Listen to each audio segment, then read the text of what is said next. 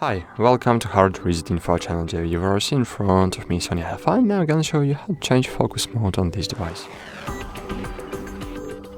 So firstly, you need to open the first block of menu settings, then scroll right up to 5 page, and here we have focus mode, and here we have continuous mode, DMF, manual focus, automatic autofocus, single shot autofocus.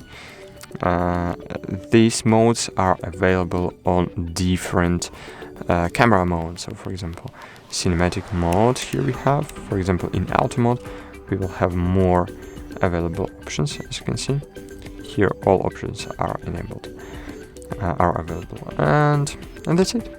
Thanks for watching. Like this video, subscribe to our channel, and bye.